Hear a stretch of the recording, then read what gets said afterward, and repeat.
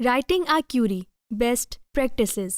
Dear students, virtual university میں study کرنے کے دوران تعلیم کے حوالے سے کسی بھی قسم کی کنفیوژن کی صورت میں آپ ماڈریٹڈ ڈسکشن بورڈ، ای میل اور سپورٹ سسٹم کے ذریعے انسٹرکٹر سے اپنے سوالات پوچھ سکتے ہیں۔ تاہم اسٹوڈنٹس کو مشورہ دیا جاتا ہے اور ان سے توقع کی جاتی ہے کہ وہ اپنے سوالات پوچھتے ہوئے بہترین طریقوں کا استعمال کریں۔ آئیے اس سلسلے میں ویڈیو ٹیوٹوریل دیکھتے ہیں۔ آن لائن طریقہ تعلیم میں ٹیچر سے اپنا سوال پوچھنے کے سلسلے میں کمیونیکیٹ کرتے وقت کچھ اہم عناصر کو ملحوظ خاطر رکھنا ضروری ہے۔ ان میں سے کچھ کے بارے میں ہم جاننے کی کوشش کرتے ہیں۔ نمبر 1، کلیئرٹی، یعنی وضاحت کے ساتھ کمیونیکیٹ کرنا۔ جب بھی ممکن ہو سنگل موضوع پر میسج بھیجیں۔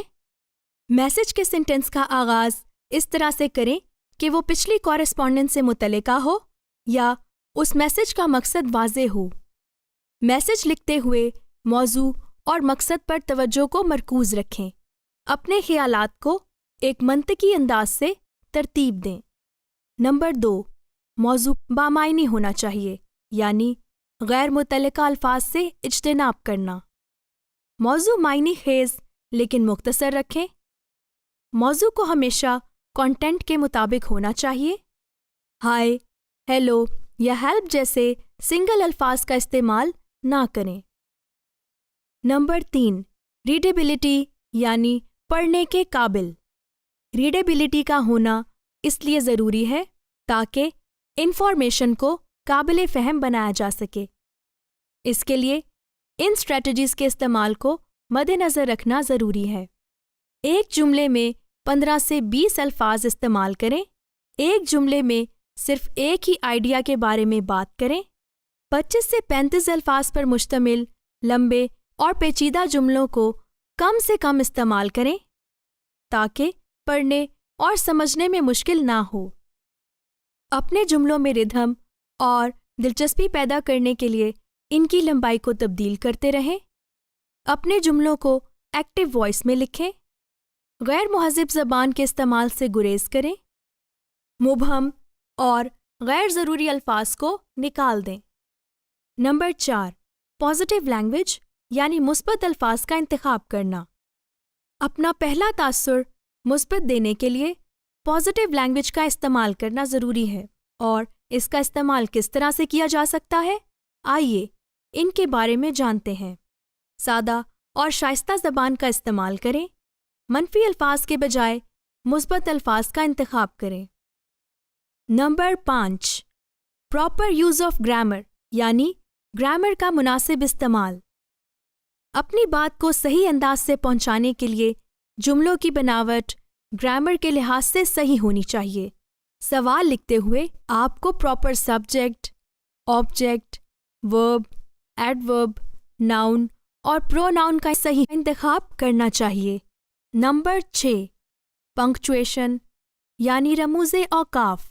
اپنے الفاظ کے معنی کو واضح رکھنے کے لیے جملے کا آغاز کیپٹل لیٹر سے کریں اور فل سٹاپ پر ختم کریں۔ چیک کریں کہ جملہ زیادہ طویل نہ ہو۔ اپنے خیالات کو پیراگرافز کی شکل میں الگ الگ لکھیں۔ اپنے جملوں میں مناسب جگہ پر کاماز اور فل سٹاپ لگائیں۔ Number 7، tone. بات چیت کا اچھا تاثر دینے کے لیے اپنی مناسب ٹون کا استعمال کرنا ضروری ہے۔ جذباتی رد عمل نہ دیں۔ شائستہ اور باشعور لہجہ استعمال کریں۔ مناسب دوستانہ انداز اپنائیں۔ Number 8، letter case. اپنی کیوری کا مناسب اور مطلوبہ جواب لینے کے لیے اپنا کوئی بھی میسج کیپٹلز یا بڑے حروف تہجی میں نہ لکھیں۔ نہ ہی سارا میسج اسمال لیٹرز میں لکھنا چاہیے، بلکہ رسمی انداز کو میسج میں استعمال کریں۔ نمبر 9، پرائیویسی، یعنی رازداری۔ کسی بھی قسم کی پریشانی سے بچنے کے لیے دوسروں کے متعلق کسی بھی قسم کی معلومات کسی اور سے شیئر نہ کریں۔ کسی کا ای میل ایڈریس یا دیگر معلومات کسی اور کو دینے سے پہلے متعلقہ شخص سے اجازت ضرور طلب کریں۔ نمبر 10، ریڈ بیفور سینڈ، کسی بھی قسم کی غلط فہمی سے بچنے کے لیے میسج بھیجنے سے پہلے ایک بار پڑھنا ضروری ہے۔ اسپیلنگس کو ایک بار لازمی چیک کریں، اس بات کو یقینی بنانے کے لیے کہ آپ کا میسج واضح طور پر مطلوبہ پیغام پہنچا رہا ہے یا نہیں۔ تمام میسج کو 2 بار چیک کریں۔ اپنے لکھے ہوئے میسج کو وصول کنندہ کی نظر سے پڑھیں، اس سے آپ ان کو زیادہ مؤثر الفاظ پر مشتمل میسج بھیج سکیں گے اور غلط فہمیاں اور نامناسب تبصروں سے بچنے میں بھی مدد ملے گی۔ نمبر 11، اپنی کیوری متعلقہ ڈپارٹمنٹ یا شخص کو بھیجیں۔ اپنی کیوری کا فوری اور مطلوبہ ریسپانس لینے کے لیے اس بات کو یقینی بنائیں کہ آپ نے اپنا میسج متعلقہ شعبہ اور شخص کو بھیجا ہے۔ نمبر 12، ویٹ فار رپلائی یعنی جواب کا انتظار کریں۔ اپنی کیوری کے جواب کے لیے کم از کم 24 گھنٹے تک انتظار کریں۔ اگر 1 دن کے بعد جواب نہ ملے تو ایک شائستہ یاد دہانی بھیجیں۔